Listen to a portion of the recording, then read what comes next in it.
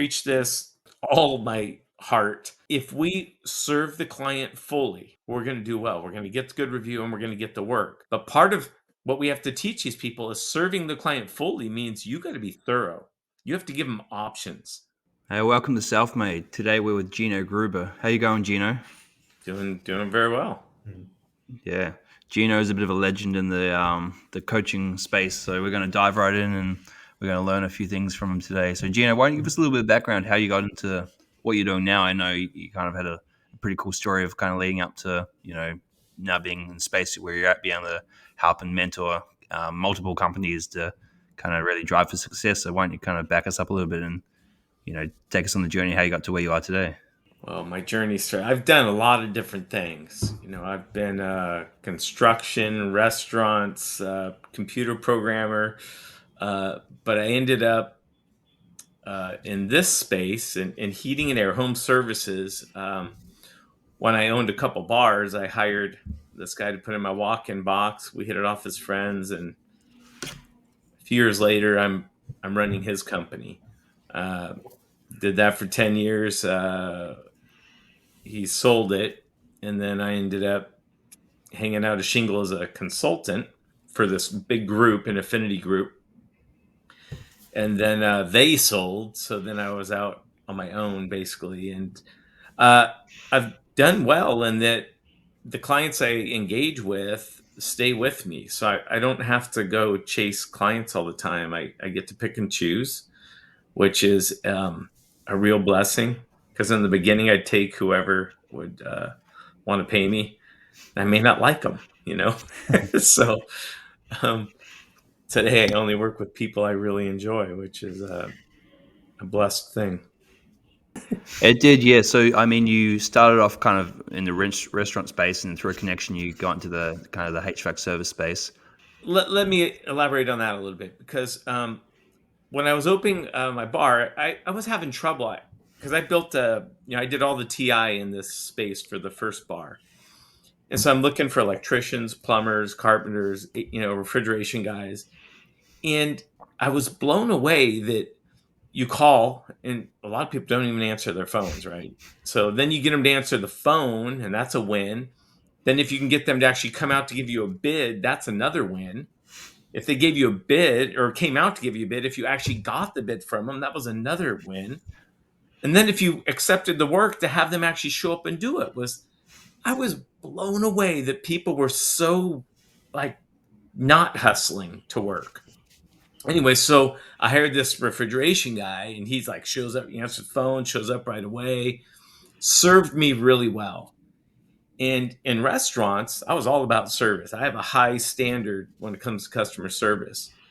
And I told this guy, Tim Gallagher's his name, I said, if you can teach people to serve me the way you did, you could have a very successful business.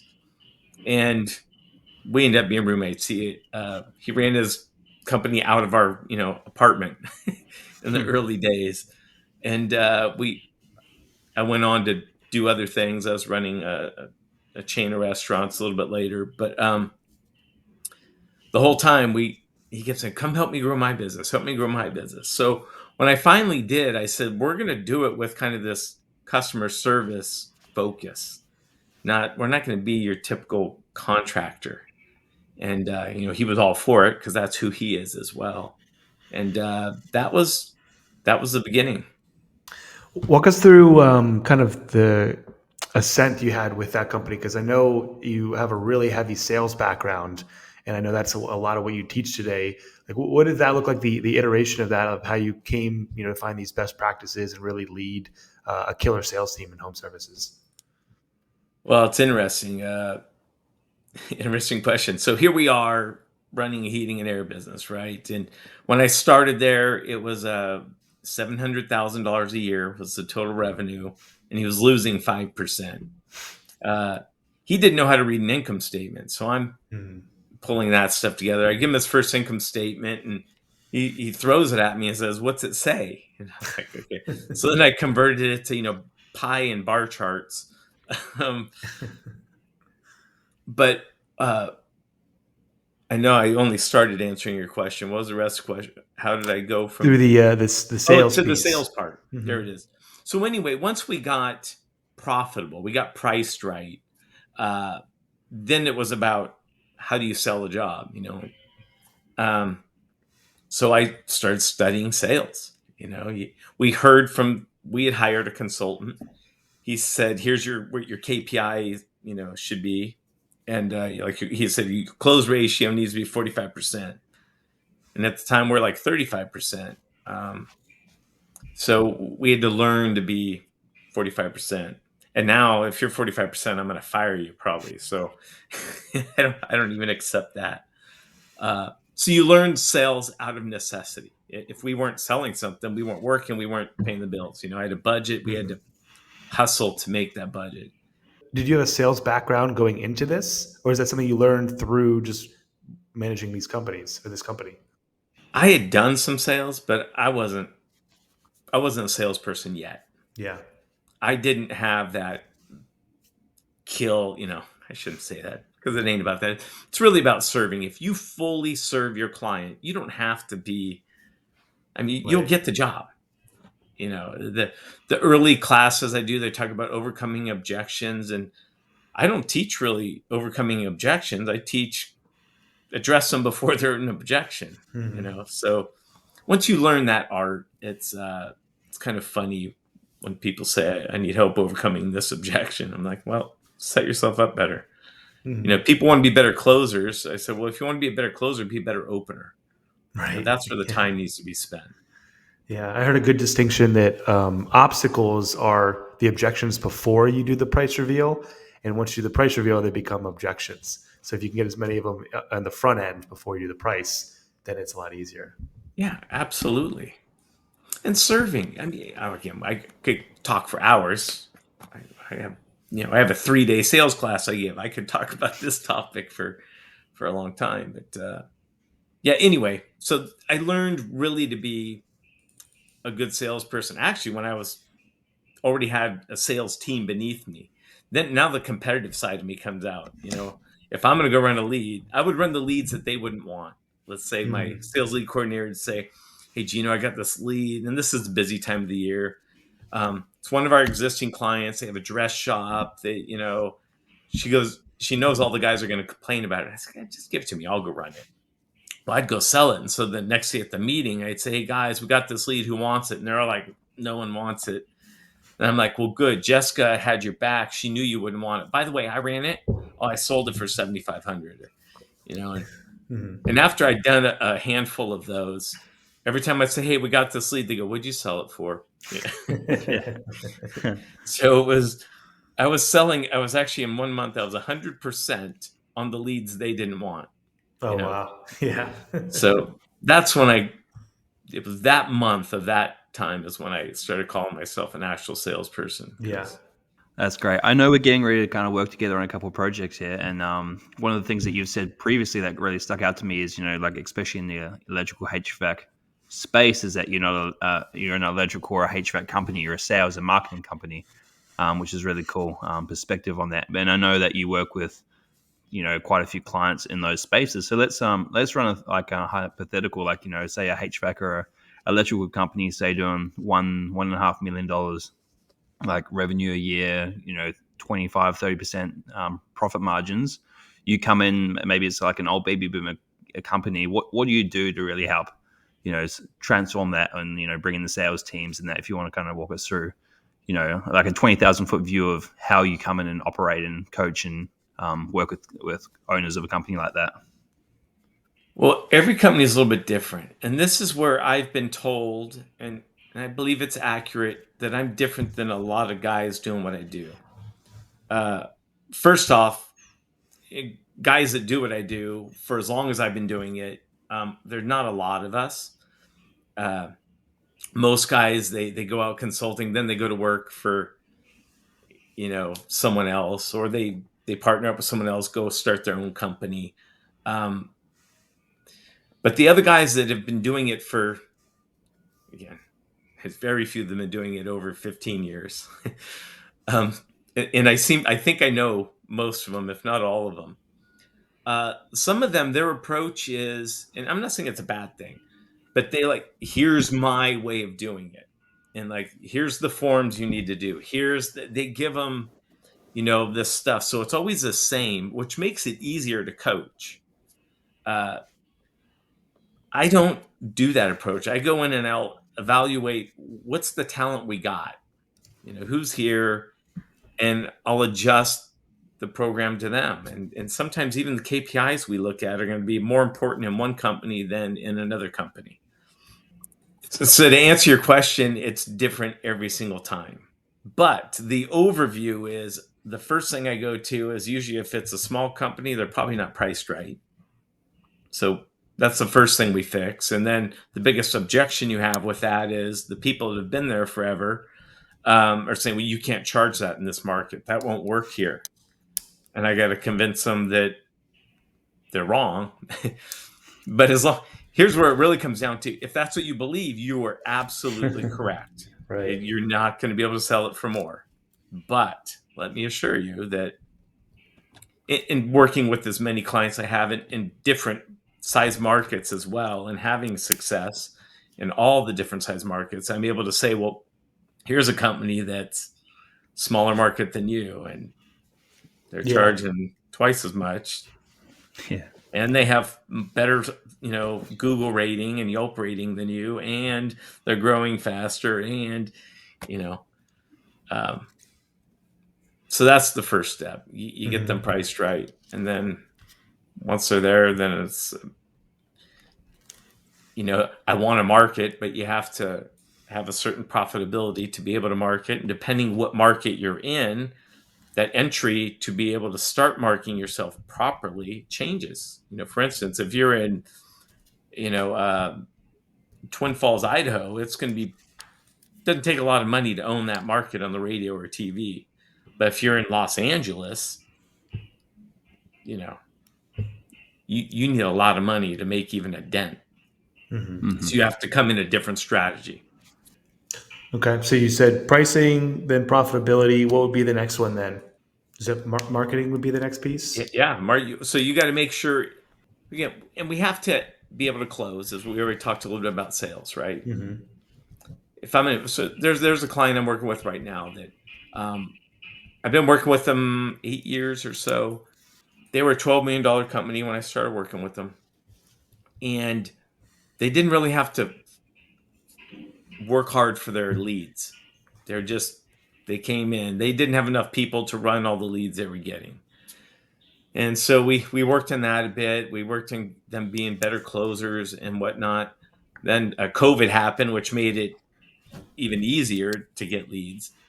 Well, now things have settled down. We grew the company to handle the load, and then the load lessened after COVID, and so uh, all of a sudden they're like, we don't have any leads. What do we do? Like, oh, you need to be a marketing company. And I've been warning them of this for years. Things that I would say, I know, just kind of, they let it roll off their back. Like, okay, I'm never going to do direct mail, for instance. Like, we're doing direct mail now. So Yeah. I believe you need to if you got a good close ratio, you have to hold your marketing accountable to sales. Because if you got a sales team out there, they're going to be great. But if you're not keeping them fed with leads, which is different than a lot of industries, by the way, uh, insurance and stuff, the sales guys, they go get their own leads. That's the whole thing. They're cold calling. Solar. Yeah. Yeah. In this world, home services, this is the best kept secret in sales. You get qualified leads. I mean, they're calling you. You have somebody on the phone making sure that, doing their best to make sure you have the time commitment, that you have all the decision makers present. Not that it's 100%, but yeah, you have somebody working towards that for you. Uh, Usually the company's providing a vehicle to send you around town. You get to sleep in your own bed at night. You know, I met a guy at LAX one time who was like a number one salesperson in his company selling dental supplies. He had to travel all over like the whole Western US, and he was making like $95,000 a year. And I said, yeah, we'll fire you if you're not making 250 a year because you're burning our leads, So, um, if it wasn't such a well kept secret too, we wouldn't have to pay salespeople that much. But What about you mentioned the first one is pricing. What do you do to derive that? Is that a market based approach? Is that a COGS approach, or what's your strategy for pricing? my preferred method, and I got clients doing it a couple different ways, but my preferred method is based on percentage, right? I want a certain gross margin. First, I figure out, you look at the overhead. What do we need to make in a day? And that means, okay, with this overhead, and this is what I'm capable of serving in the field. I need to have my prices at this. I need to have, let's say, 56% gross margin to get me a 15% net. Mm-hmm. And so I build my pricing that way. But that doesn't mean it's not really black and white. For instance, you could sell a furnace only job that you can get that 56% gross margin on, um, but it's only $3,000, let's say, of profit. Mm-hmm. Where a bigger job that I can do in the same time frame, I can do it at a lower margin percent, but make $5,000. So to me, it's really the gross margin dollars that I chase, but you still need a way to measure that. So if there's a certain type of job that I'm willing to do at a lower margin, um, like let's say solar, for instance, I'm going to do solar or generators. I could afford to do those at a little bit lower margin than because the margin dollars are big. But I'd want that to be separate in my income statement so I can measure that that's where that is. Otherwise, if you throw everything in the same bucket, you can't determine, Right. okay, I'm at 43%. Is that good or bad? It'd be Right. good if I was doing a lot of generators. It's bad if I'm doing a lot of, EV chargers or something. And now, okay, so is there like a target gross margin dollars you're going for, or what do you try to work backwards from then? If percentage isn't quite what you're looking for, what do you shoot for? Well, the percentage is the thing. Here's what I want. At the end of the year, I want 15% net. So that could be, I have clients that have a lower margin, but still hit the percentage, the net, Got it. Okay. so it's really relative. Like, for instance, in California, our gross margin has to be higher than a company in, let's say, Idaho or even Mhm. Pennsylvania. We have higher costs. And That makes that's sense. interesting. So, I mean, a lot of these companies that we're looking at, part of the roll up that we're doing, old mum and pop companies have been around for a long time. There's no sense of any sort of sales and marketing department. It's customer calls through, sales tech goes out, the office or the owner directly will just send them an invoice.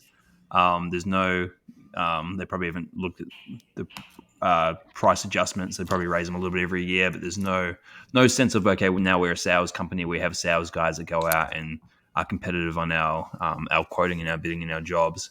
How do you, because everything we've kind of spoke about was on the premises that you have the sales guys.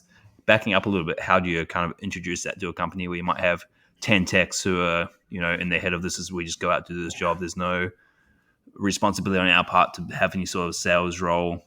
How do you introduce that to the culture of a long existing company that's been around for 20 plus years? Yeah, so first of all, in whatever market there's a bigger company and they're priced higher. And that little company believes that everything that bigger company is doing is crooked. Just gonna be, oh, those guys, 100% they're true. ripping people off because they're twice the money or they're this or that. Oh, they've only got 3-star reviews, in their Google. You know, it doesn't mean they're a bad company because they got 3-star reviews always. Because the reality is this: when you're a really big company, you can afford to have someone manage those reviews. When you're a really small company, it's easy to stay in touch to keep on top of those reviews. When you're the, 6 to $15 million company, that's harder. I mean, that's kind of the middle of the road. And I have found that they lose sight of keeping up on, they're always chasing the next job. It's always this hustle, and they allow customers to be upset. They're not following it up as quick. So it creates this illusion that the bigger company is crooked. And now you guys come in and say, okay, guys, we're going to do this. And well, that's just like those guys do. We're not going to be that. And so they put their arms up. So to break down that wall, you've got to first let them know that, hey, we're worth more. There's a problem out there. And everything that we do, and this, I preach this with all my heart. If we serve the client fully, we're going to do well. We're going to get the good review and we're going to get the work. But part of what we have to teach these people is serving the client fully means you got to be thorough. You have to give them options. You don't know. Some people they like the good stuff. Some people like the cheap stuff. Give them the range of options. Some people they don't have the money now to do what they'd like to do, but there's something that they need to do. Don't make them feel shameful that they're not doing what they want to do because they just don't have the money. Some people are smart with their money. Um, you know, maybe that'd be a little bit different world if everybody was a little more careful with how they spend their money. But anyway, I hope I'm answering your question. Sure. So it's yes. So it's it's introducing something new to them, and then I guess my second part of that question would be, say you're coming into a new company and you have array of guys. Some have been there for 2 or 3 years, are younger, probably a little bit more open to that sort of thing, and then you have some guys that might be late 40s, early 50s, have been there a long time. Then you might have even some more senior guys from there. Do you come in kind of, this is my way or the highway kind of approach, or do you kind of divide it up to maybe these young guys going to fit into that mold better, whereas we're not going to rattle the cage to these older guys too much because they probably might have 5 or 10 years left anyway, and that they're good at what they do and they can more just be sales techs out on the road. Service techs out on the road, and the sales guys can sell the jobs. How do you kind of come in? Because you said every company is different. How do you come in and look at that for? So in a little company or any company, you can't come in and say my way or the highway, even though down the line that's what it is. You have to um, do the best with what you have there. Now you might have some younger guys that you take aside and say, look, man, how much you making? You're like, man, I'd really like to see you making a lot more than that. 50% raise. But it doesn't mean you just pay it to them hourly. It's like, I'm going to teach you how to make more money and at the same time serve our clients better so we get better reviews. When you always talk about, and anytime you talk about making more money, you always have to tie it to the client satisfaction. And I have, statistics of things I've done over the years where it's an absolute truth that in certain cases, if you sell more, the client satisfaction goes up. Now there's a point where you could become too pushy, but there's this KPI that I like to manage, that it's a balance. I know that if I'm hitting that number, I'm going to have the highest client satisfaction. And yes, it does mean we're more profitable as well, because your ticket's higher because you're giving people more options. Your replacement, on the HVAC side, I don't like fixing old systems, because if I do, it's going to fail later, and then the client's upset with you. So it's better for me to hang in there and work hard towards helping them understand that, look, putting $600 into this 15-year-old system is not smart. They think you're just trying to sell them something, but if you sincerely believe that, which I do, and they can tell that you sincerely believe that, then they come around and it makes sense, and that's where the client satisfaction goes up, because now they have peace of mind when you leave. I got a new Right. system. I got a new, Is there like a NPS score or something you use to measure that client satisfaction, or what do you use for that? I have a couple clients that use NPS, but not everybody does. So for me, I'm looking at Google and Yelp, but to know that I'm getting there, it's a number I call success rate. So um, let's say on heating and air, if a system's over 13 years old, 12 or 13 years old, some companies it's 12, some it's 13. um, what percentage of those turn into new systems? And again, if that number's 7%, we're not working real hard. That means clients are going to be upset that you just fixed this 8 months ago and now you're back fixing something else, and they're never liking that. um, if that number is like 40%, the complaints are you're pushy. So there's a spot right around 30% where I know we're maximizing client satisfaction. Interesting. Okay. Yeah, I would never would have guessed that. That's a cool way to measure the satisfaction is through the conversion ratio. I wouldn't have guessed that, but it makes sense, like you said, to be in the balance between those two. Yeah, I found that by mistake. This was pre-Google when I discovered that one, but Hmm. it's like, okay, that's the magic spot, and it's hard to stay at that 30%. I think I only have one client right now that is achieving that. Most people are, in the 22, 23%. And going from 22 or 23 to 30 is hard.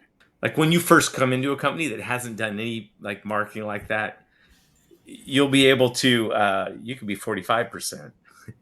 And you'll have guys that are that because they're going on the good opportunities all the time. We expect our really good communicators to be 80%, Hmm.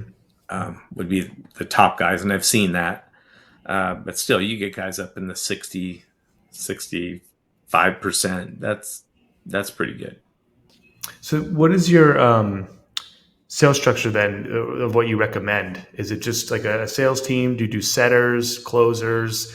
Is there like inbound reps, or like how do you take care of most of those? Yes. So I got people doing it all. Okay. Um, I've got clients that are very aggressive. They canvas, they Hmm. outbound, they work real hard to get those leads. They got really strong sales teams. I've got clients that approach it not with salespeople, the nice dress salespeople, but they're selling techs and they're referring to each other. So they got like a two call close situation or Hmm. two-person close situation. And Yeah. it's like, hey, this is old. Let me get someone else in here, get a second opinion on this. Um, and then I got guys that just flat out have selling techs where Hmm. they go out and roll numbers. And I like a blend of it all, but it really depends on who's my talent. Yeah. There's different ways, like football, for instance. You could have a coach come in. He's got his program, right? He comes into it, takes over a team, and it takes a few years for him to recruit and get people adapted to his program. And then you got coaches that come in, they look at the talent they got, and they adjust their program to the talent they have in the field, and they have instant success. Like Dick Vermeil, I mean, that guy, every time he took over a team, it was like instant turnaround. And then you got guys that just take longer. Hmm. I like the let's have success now. Hmm. I see. So it's mainly about the talent you have, and but any of them can work. You're saying, or do you have one that you prefer? They all work. Got They it. all work. I prefer a blend because that means I've got a good selling tech. If you're going to put someone on the Hmm. market, take them off. You don't want to give them to your competition, right? Right. And so I'm always watching those numbers to see that balance. I mean, I'll tell you the companies that have the no, that isn't even true. I was going to say the best profitability. I would say typically have strong sales teams, but I was just at one last week. Was it this week? I don't know. So last week was long. I was on the road 8 days straight, pretty much. Yeah. Um, yeah, this is only Monday, right? It is. Yeah. Yeah. Okay. So it was last Just week. beginning. And Yeah. he's all selling techs. He doesn't Hmm. actually. He's got one salesperson. Okay. Yeah, that seems like. I mean, the more sales focused you are, I'm sure the more of a rip you have, like the commission. Which, you know. cuts into the margin, but it's worth it, if you know your numbers. It seems like you track a lot of different things. What are some of the other big KPIs that you pay attention to? Obviously, it's the conversion rate, it's the net margin. What else are you looking at to check on the health of one of these companies? Oh, little indicators coming into the call center. I want to know if you've got a call queue. What's Mhm. the average call queue time? Like, how long Yeah. are they waiting for the phone to be answered? How many lost calls are we getting? I mean, that's where it starts. The call center. Hmm. I mean, the first metric, board that I put up that business I was running was the call center. I figured, okay, well, I don't care if I'm on goal in all the other departments because it starts here. If I don't Yeah. have the calls coming in, I'm not going to hit budget. And that's where I came up with the I'm going to hold my marketing accountable to my sales. What do you mean by that? I'm not going to get upset at my sales team or listen, even my install team, they didn't hit budget. Well, they're not going to hit budget if your sales team didn't give them the work. Yeah. Sales team's not going to hit the budget if they don't have any leads to run. Got it. I see. So yeah, it works backwards there from the basically Yeah. you're following along the customer path for accountability or Yeah. backwards. Now, if I'm providing the leads, like with one client that I just started getting on the direct mail, I spoke a Hmm. little bit of them earlier. He said, "What could I expect if I'm going to invest this? Because direct mail is not cheap. It's like Hmm. 50 cents a letter. You want to send out, so 10,000 letters is $5,000. Yeah. And then I got to tell him, okay, and for that, expect between 5 and 8 calls. Right. Now it's getting really expensive. Instead of those 5 calls, you need to close. For this to pay off, you need to close like 43% at a minimum. That, and then you'll be at basically a 12%, 12, 13% marketing cost, which still seems expensive, but Yeah. I'd rather spend 13% and hit budget than not and lose my butt. Yeah. So anyway, in this particular client, we were getting the calls. In fact, we were getting better than I expected on a response rate, but his sales team wasn't closing. I'm like, Mhm. you guys better get your act together.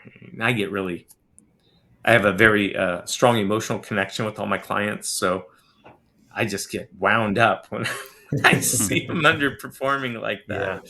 Yeah.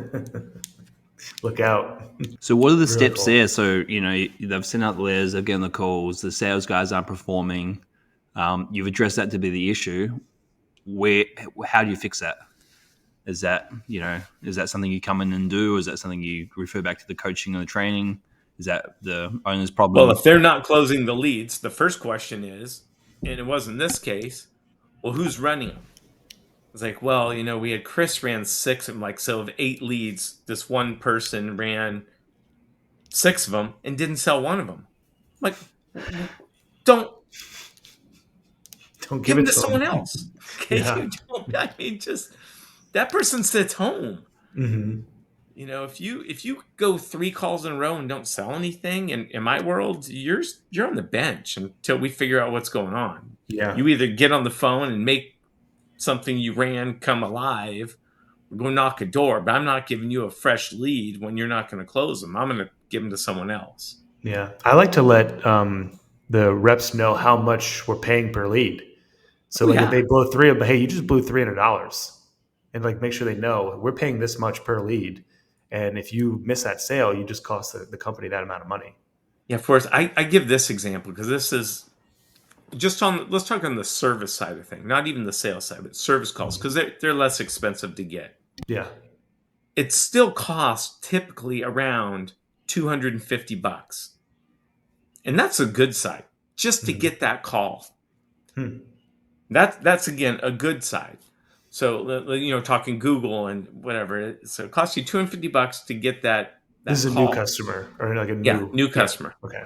So if and again, I got clients that are almost $600 for that new customer. Wow. But let's just talk about 250 for new customer. First, I'll ask the text again, how much is a ladder? Yeah, they're going to tell you 200, $250. I'm like, okay, what if I gave you a brand new ladder? It's your name. It's Forest Heating and Air. I, you know, just gave you just got or you gave an employee a new ladder. And after they used it that one day, they came back and they took their Sawzall right down all the rungs and threw it in the bin. Hmm. What would you do? What would your reaction be? Of course, everyone says, Right. steam would come out their ears. Okay, that's how you have to look at every time you run a lead that you don't sell. That you Yeah. don't, and again, it's okay to tell them it's okay not to sell everything, convert everything, but it's not okay not to do everything you're supposed to do. Yeah. You have to be thorough. You have to, let's talk HVAC. You got to crawl the attic. You got to crawl the ductwork, or, there's things you have to do to be thorough. And if you're not, number one, we wasted that lead because we probably didn't get the customer involved in everything that they could benefit from, which Yeah. means we keep a low ticket. And on top of it, when you're not thorough, it usually comes back to haunt you in the form of a callback. So Right. now it costs you even more than just Hmm. throwing that ladder away, right? Yeah. So I want people to understand what it really costs to run business. Hmm. Yeah, and just having them keep that in mind when they're going throughout their day, I think helps just to reinforce it. Like you don't want to like try to guilt them or yell at them all the time. Negative reinforcement is stronger in the immediate but weaker in the long run versus the positive, goes out further. But just the fact that they know. And that's why I like running a very transparent company. I kept my Hmm. numbers, they didn't know my net profit, but the gross Sure. margin and stuff was always in front of Hmm. everybody's faces. Like, look, we need this to hit this and survive. Hmm. And most of my clients, they're pretty generous when they're profitable. They're sharing with their people. They get it. They're very, um, they understand that they can't achieve success without the people having success as well. Yeah.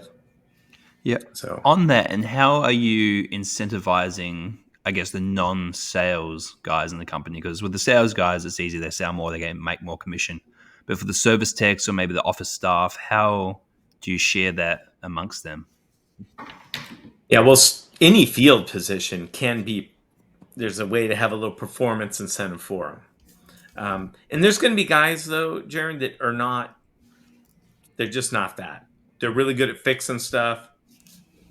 Let them just fix stuff. Let them be a warranty person. Um, but as far as the office, you can have different things. Like your call center can be tied to some of the KPIs of call center. Meaning the call queue time's got to be low, and uh, the influence. Your call center has a huge impact on the field people's performance. Like a sales lead coordinator has a huge effect. They can affect the close ratio of a sales department by 50%, meaning like 20 points sometimes. I mean, it's a lot when you get the right person in that job, which is one thing I look at. If your sales department's not doing well, I'm going to look at, well, how many calls are they running? Where are they spending the time? Why are they not spending the time? Oh, well, we're really not setting them up for success, Hmm. so let's fix that. Interesting. And I mean, building a sales team is probably a whole nother conversation we could go down specifically on the call center side because, a lot of these, again, older companies we're looking at buying, you have, Judith in the office who's, she's 55 and, probably playing Candy Crush half the day. And, how do you go from that to setting up a direct call center? I know it's probably a much larger question than we have time for today, but just the general idea of completely changing the back structure of a company like that. Yeah, a that person, if it's a company where you have like one person, a couple people in the office, one person's been there forever, it's typically a bookkeeper that helps answer phones and stuff. That when you say, okay, you're not in the phones anymore, you're just going to do the books. It's sometimes they love that, sometimes they hate that. Those are the people that are hardest to keep happy and keep excited about the changes. Because if they've been able to play Candy Crush all day, they probably don't like change. They're happy with how things are, and they're Right. probably not going to work out.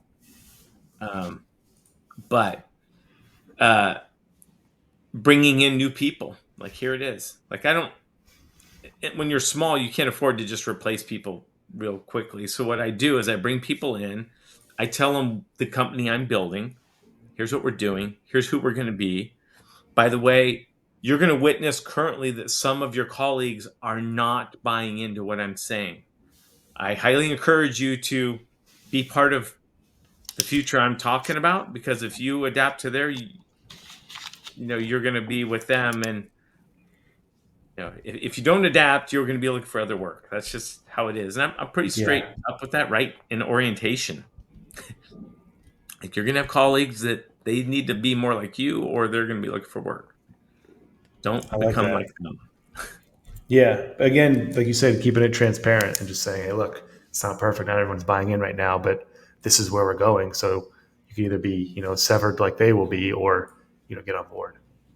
Yeah, yeah. I know a guy who super nice guy. I haven't talked to him in years, but when he bought a company, and he told him, I want to serve clients after hours and weekends. I want us to be available for that, because no one else is. I think this can be our differentiating factor. Is differentiating, is that a good word? Yeah, I Yeah. think that's the right word. Hmm. And everybody had buy. Yeah, yeah, that sounds great. Yeah, let's be different. But none of them wanted to work those after hours or weekends. They Right. wouldn't. So he fired the entire service team and hired people that were willing to buy into his thing. Now, it Yeah. was a very hard thing for him to do at the time, but like, look, because I keep pulling this mic in my face, even though it's not working. Um, the it was costly for him to make that dramatic move, but they were like bound together. Like, none of us don't do it. Don't work the after hours so that we can all. Uh, It was like a mhm. mutiny, right? Yeah. And so he fired them all, and well, he ended up with the largest by far. It's like a over $150 million company in his market. He sold it for you know a lot of money. um, I'm not going to mention the market or the company because that's kind of you know Sure. private info. But man, he did. He built that company on his belief, and by far the most market dominant company. It is a big market, big Hmm. market.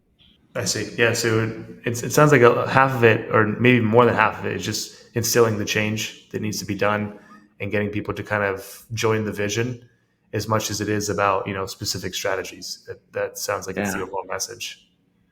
And sometimes it's easy, sometimes it's not. Depends on the culture you're buying into. Yeah. A lot of those small companies, you could have an owner that's volatile, all over the place, because that's pretty Hmm. common. Especially the companies that never are able to grow. They can't grow because the owners are the limiting factor.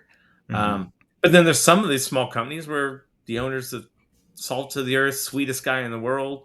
Um, he's just happy doing what he's doing. He doesn't need more, doesn't want more. He likes to enjoy life as well, and that's a great company. And Hmm. those are easier to absorb. Um, Yeah. I have a client right now that's adding electrical to his plumbing and HVAC, and so they've had the employees and their wives in for dinner to meet with their other employees and show them the organization. He's just creating this slow motion thing, and he has an amazing culture at his company. Uh, and he goes, I don't think I'm going to lose any of these people. He goes, they might Hmm. have a little hard time at first with selling because they have to raise prices. One of the Hmm. reasons he's getting the company is the company's not, you know, um, as profitable as it should be. Right. Um, so he's like, yeah, I just hope I can get the guys to see the value in the new prices, but they all seem to love the company already. They're excited to come here, and that's kind of rare, that situation he has, but Hmm. Yeah. But yeah, it's like you said, he's taking the steps to do it ahead of time. he's yeah, and again, he has an amazing culture. I mean, Right. That's Yeah. Getting that to he's got spread. he's got a wall of like to make the wall, you have to have spent 25 years in the company and retired there. And there's like Mhm. 25 people on the wall. Really? Yeah, it's like Wow. wow. Yeah. Supposed to be an older guy too to be Well, it's around that fourth long. generation. He's the third generation. His sons are buying it now. So it's wow. I Hmm. think that speaks a lot into something we're firm believers of. Is you really look after your people, and they're in return going to look after your customers. In return, your customers are going to have a better experience, and it's just going to it's going to flow. So I think Hmm. that's another testimony of that. And is that something that you have a method of bringing it into? Because obviously that's that's a mindset and easier said than done. Do you have a method of bringing that into a company where you can really create that culture where everyone feels a part of it, but also feels appreciated and feels understood and incentivized? Like what's a really good way? Because you're working in plenty of different markets with plenty of different size companies doing different things. Like, so there's not a one size fits all. Yeah, the biggest thing, and this even goes back to my days of managing restaurants. Whenever I can't would come in, like I'm the new manager, uh, they're not my people.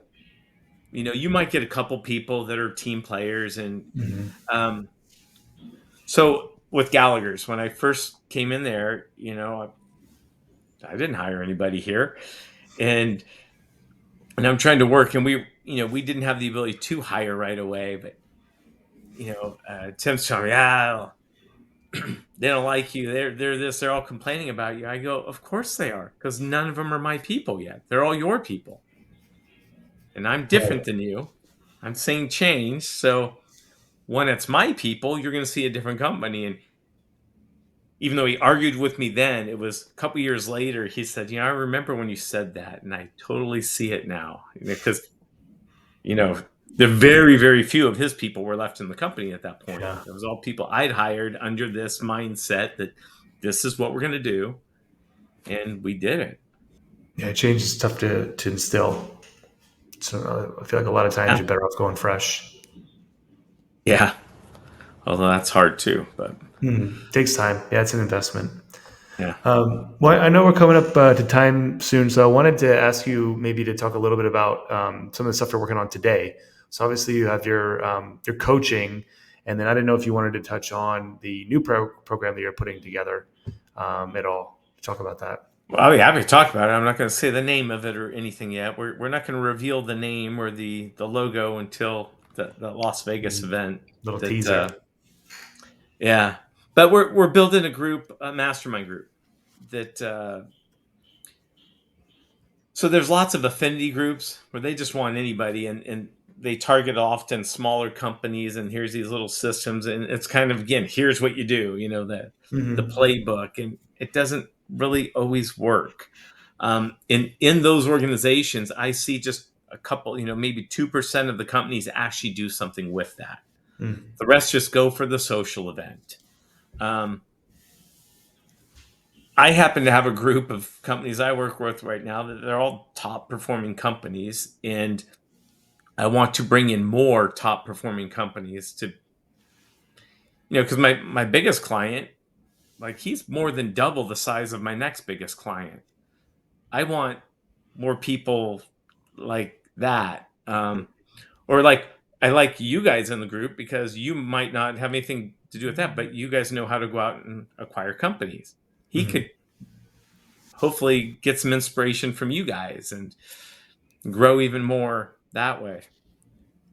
Um, so anyway, it's going to be a special group of, we come in. I We're going to be very humble and transparent with each other. Everybody's going to know everybody's numbers, because to get in the room, you got to share all your numbers.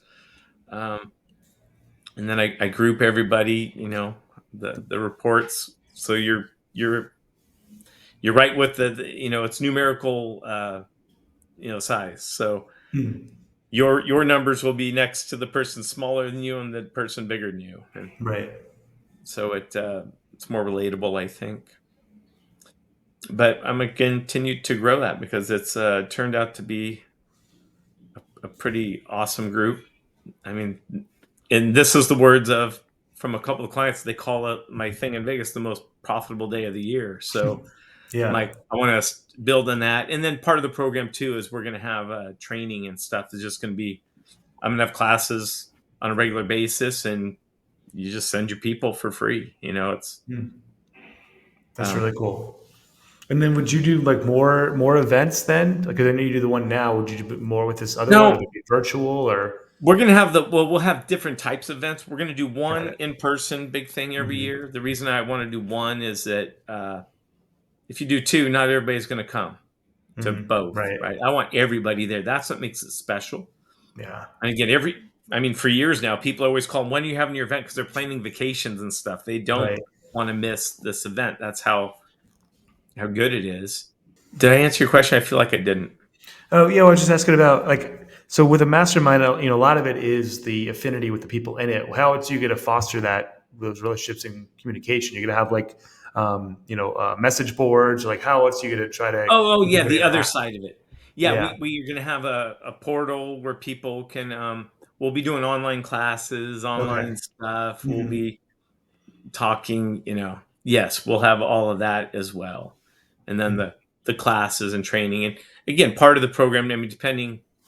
In fact, I just want you guys to know we changed the whole program to make something a little special for you guys. So so you guys could Oh come yeah. in at less money. And anyway, because it isn't about the size of the company, it's about the size of the person, the leader. That's what we're looking Yeah. at. I Hmm. want I want people that they see opportunities, and the guys that, if you're a guy full of excuses and stuff, you're not going to fit in this group at all. Hmm. Yeah. Because first of all, I'm always one to jump all over you if you have an excuse. But I'll do it, and I'll have everybody else helping me. Yeah. I love that. I hate excuses. I always say your life rises to the level of the size of the excuses that stop you. Yeah. So the bigger the excuse that it takes to stop you, the bigger you are in life. The smaller the hurdle. That all it takes is a rainy day to stop you. Then you're never going to get very far. I tell people this. I just did a sales class last week. Um, the mind's capable of some amazing things, and sadly, I've accomplished everything I really said I wanted to accomplish when I was a kid. And I say sadly because I didn't set the bar high enough. Mm. If I would have set that bar higher as a kid, where could I have been? You know, I just I said as a kid I want to be I didn't want to be famous, but I wanted to be known and Hmm. respected in whatever field of work I went into. And yeah, I'm pretty much that guy. you know, I yeah, so uh It's not too late. We'll find some things to put on the board for you. Yeah. yeah. Yeah.